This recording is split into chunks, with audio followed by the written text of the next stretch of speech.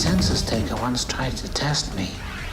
I ate his liver with some fava beans and a nice Chianti.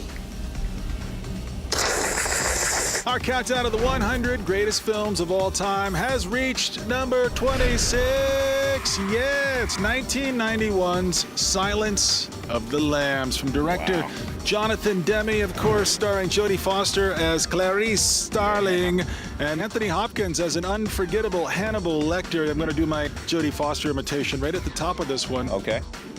Hey, Dr. Lecter. Dr. Lecter. Hey, Dr. Lecter. Dr. Lecter. Dr. Lecter. Nice Chianti. No, this was a movie that really... Dr. Lecter.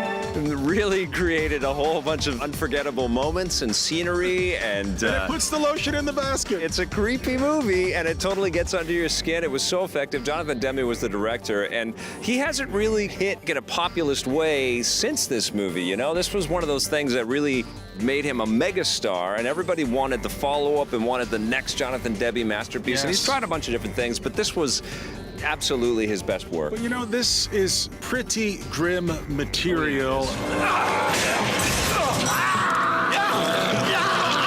But it's handled so intelligently and so classily that a lot of people who I think wouldn't normally go see a movie about a serial killer went to see The Silence of the Lambs. Everybody was going to see this thing in droves because it was a sophisticated piece of entertainment. And I don't care how grim or dark things get. I think this was really the first proof that if handled in the right ways, I mean, I don't think Dexter would exist without the success of this incredible movie. Well, Anthony Hopkins had this unbelievable opportunity to create kind of a sympathetic role from this psychotic, from this guy that had no compunction about skinning somebody's face off and using it to be able to escape from a prison, you know? And that's a horrific concept, but it was expertly handled by the filmmakers and everybody involved in this thing. I loved all of the little touches in this movie, too. He used Chris Isaac as one of the cops that storms the place where Anthony Hopkins as Hannibal Lecter is being held at the beginning of the film. One warning, we need him alive. The idea of hiring this psycho to hunt down another psycho serial killer is just incredible. And that whole sequence where all of the cops and the FBI and everybody's working their butts off and they storm the wrong house, riveting. Part of what makes this film so successful is the iconic imagery in the film. I mean, him being wheeled out with that weird mask on his face is something you can't unsee once you see it. I mean, there are so many terrific moments where you can see Jodie Foster, the actor, and Anthony Hopkins, the actor, both of them rising to the occasion, pushing each other higher and higher, getting better and better performances out of each other, and just really enjoying the heck out of themselves. And I love the dark places that this movie takes us to. I mean, this movie literally takes us to the bottom of a pit where a woman is being held captive. It rubs the lotion on its skin or else it gets the hose again.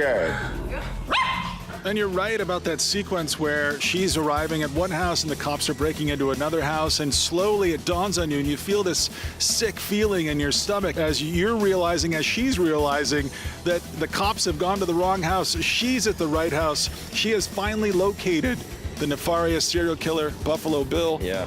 Freeze!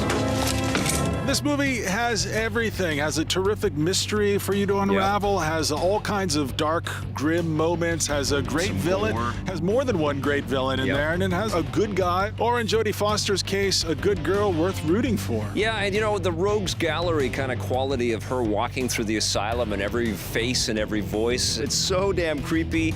I have to say that this movie really rests on the shoulders of Jodie Foster. She's fantastic in this thing, and it's so great that there's a really strong, powerful woman that has to overcome everything. You're right. She's a powerful FBI agent that is imbued with a great deal of responsibility, and she just earns our trust as viewers and our compassion as viewers all the way through. She's phenomenal in this work. We've also got to tip our hats to writer Thomas Harris. Yeah. This wouldn't exist at all without him writing this terrific novel about all this material before Jonathan Demme brought it to life. Yeah, and obviously the Hannibal Lecter character has gone on for sequels, and now there's a TV show out there that's been renewed. Yeah. I heard the show's good, though. I haven't seen it. Have you seen it? No, I haven't yet, but anything that tips its hat to The Silence of the Lambs is great for me. I think that sounds fantastic. Good morning. The Silence of the Lambs, you are an unforgettable experience. Jonathan Demme and everybody involved, we salute you. Number 26 on our list.